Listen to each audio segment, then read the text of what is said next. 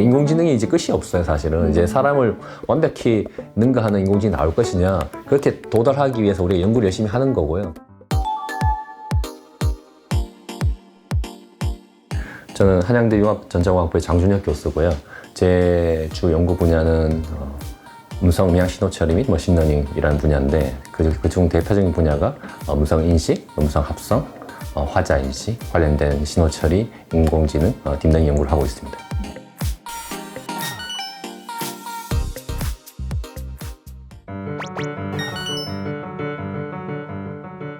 사람이 어떤 사람과 대화를 할 때 말을 듣고 이해하잖아요. 그때 제일 먼저 하는 일은 이게 무슨 말인지를 이해를 해야 돼요. 그러니까 즉 사람의 음성을 텍스트, 문자로 바꿔주는 게 음성인식이고, 자연어 처리는 그렇게 바뀐 텍스트가 무슨 의미인지를 이해하고, 그 다음에 그에 상응하는 새로운 단어를 이렇게 새로운 문장을 만들어주는 데까지가 자연어 처리고, 그 다음에 이제 만들어진 텍스트를 다시 음성으로 바꿔줘야 되잖아요, 대화를 하려면. 그게 이제 음성 합성이죠. 그러니까 순서가 이렇게 되는 거죠. 음성 인식이 있고, 음성 인식, 자연어 처리, 그 문장을 이제 마지막에 음성 합성하는, 그러한 플로우로 연결돼 있죠.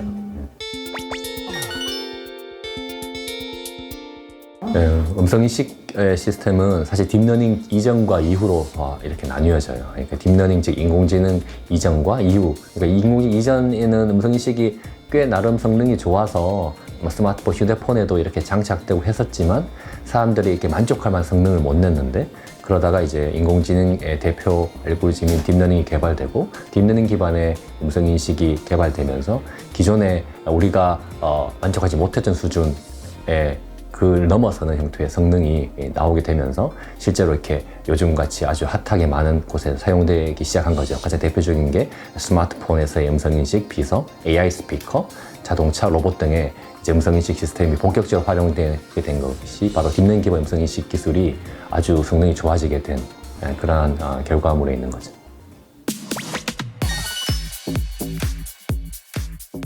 그러면 기존의 방법은 음성이 들어오면 먼저 음성을 가장 효과적인 음성 인식을 잘할 수 있는 형태로 표현 바꿔주고, 바꾼 다음에 얘는 이제 이 바꾼 그 데이터로부터 이게 무슨 음소인지로 바꿔요. 음소는 음성이 가장 작은 단위거든요. 음소를 바꾸면 그 음소를 잘 이어붙여서 단어를 뽑고요. 단어와 단어 사이의 관계를 다시 모델링해서 문장을 뽑아내죠. 엔드-투-엔드, 즉 E2 음성인식은 즉 음성이 들어오면 E2 음성인식을 거치면 바로 그냥 문장이 나와요. 그 E2 알고리즘을 거쳐서 바로 문장이 나오니까 그야말로 차세대 플랫폼이다 라고 할 수 있는 거죠. 기존의 시스템은 음성이 들어오면 음성을 잘 표현하는 형태의 데이터 형태로 바꿔주고, 음소를 뽑고 단어를 뽑고 문장을 뽑는 과정이 있기 때문에 만약에 우리가 원치 않는 성능이 나오거나 아니면 우리가 새로운 플랫폼에 적용하고자 했을 때, 예를 들면 로봇에 적용하거나 자동차에 적용했을 때 특정 부품이 고장이 나면 그 부품만 우리가 집중적으로 업그레이드 하거나 바꿔 끼우면 되잖아요. 근데 엔드-투-엔드 음성인식기는 음성이 들어가면 바로 문장이 나오기 때문에 결과가 실제적인 환경에서 좀 우리가 원치 않는 성능이 나왔을 때 이것을 업그레이드 하거나 튜닝하고자 할 때 전체를 다 바꿔야 되기 때문에 A2E까지 해서 문장이 나오면 이 문장이 완벽하지 않을 때, 틀렸을 때 이것을 보정해주고 업그레이드 하는 것들을 뒤에 후처리로 넣어주는 이런 연구들이 최근에 활발히 이루어지고 있어요. 그러니까 지금 현재 시스템은 두 개가 공존이에요. 그러니까 기존의 시스템을 우리가 일종의 하이브리드 시스템을 부르는데, 하이브리드 시스템은 현재 상용화가 잘 진행되고 있고 자체로도 업그레이드 되고 있어요. 이 엔드-투 음성 인식기도 최근에 스마트폰과 같은 단말기에 상용화되고 있어요. 그렇지만 하이브리드 시스템도 확실히 장점이 있기 때문에 서로 공존하는데, 아까 말씀드린 대로 엔드-투-엔드 음성 인식기에도 하이브리드 시스템의 장점을 이렇게 결합할 수 있거든요. 그러면 사실 가다가 다시 또 합쳐지고 이런 형태의 경쟁적 연구가 계속 지속되는 거죠.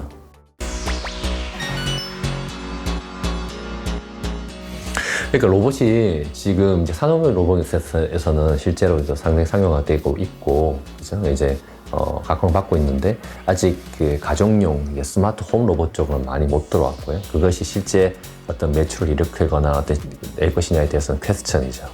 쉽게 말씀드리면 로봇으로 상업용 로봇을 제외하고 로봇 청소기를 제외하고 로봇으로 돈 버는 분야가 있느냐라고 했을 때 대답을 하기 어려워요.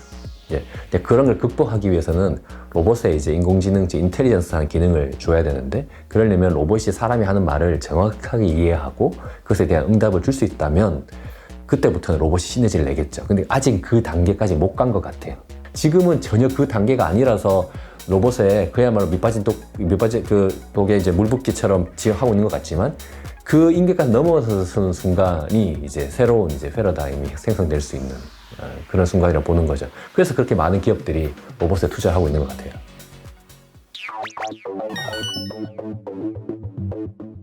감정인식, 음성을 통한 감정인식은 상당히 중요한 연구 토픽으로 이루어지고 있어요. 그런데 가장 어려운 분야예요. 왜냐하면 인공지능 딥러닝은 아무튼 학습이라는 과정을 통해서 알고리즘을 생성해내는 건데, 감정을 학습시킬 수 있는 데이터의 확보, 감정에 대한 레이블링, 정답화하는 것들에 대한 어려움이 있어요. 그럼에도 불구하고 우리가 종국의 인공지능이라는 서비스를 구현했을 때 사람의 말을 단순히 텍스트로 변환하는 것이 아니라 감정까지 있고 반어법까지 우리가 캐치할 수 있는 그런 정도로 가고 싶은 것이 목표이기 때문에 감정에 관련된 연구는 많이 이루어지고 있고 그런 것들을 이제 도입하려고 하죠. 반어법은 음성인식만으로는 어렵고요. 자연어 처리, 그래서 이게 도대체 어떠한 의미를 가지고 있는지 앞에서 쭉 흘러왔던 대화의 문맥을 보고 판단할 수 있는 거거든요. 그죠? 갑자기 너 참 잘했네라고 했을 때 이게 진짜 잘했다고 잘한 것인지, 수학 성적표를 보고 예를 들면 빵점이 나왔는데 참 잘했네 라고 했을 때 웃으면서 했는데, 그러면 웃으면서 했기 때문에 이게 진짜 좋다는 감정이 아니잖아요. 그래서 이전에 문맥 우리가 컨텍스트라 그러는데, 컨텍스트를 보고 음성의 감정을 종합적으로 판단할 수 있는 거죠. 판단할 수 있는 능력을 가진 인공지능인데, 그게 제가 볼 때 불가능한 것 같지는 않고요. 대신 매우 이제 연구를 앞으로 열심히 하면 그런 쪽 어느 정도까지는 커버 가능할 것 같아요. 네.